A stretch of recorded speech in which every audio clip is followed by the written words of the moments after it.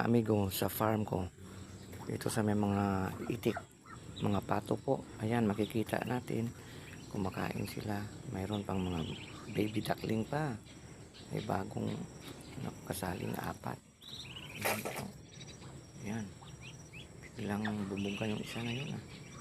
Ito lang po. Ganito lang kasimple ang buhay natin dito sa probinsya. Kapag alaga lang tayo ng mga konting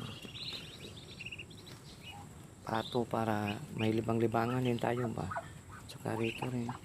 Dito sa gilid, meron din silang itlog. Ayan po. Kuha tayo ng isa na to. Pwede na itong ilaga. Kaya iprito mamaya. Ayan po, nahiya tuloy silang kumain. Dahil sinusundan natin.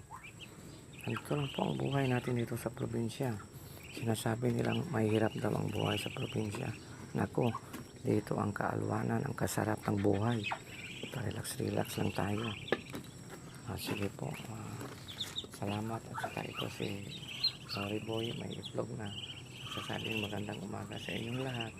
Mga mig-miga. At saka babay and see you.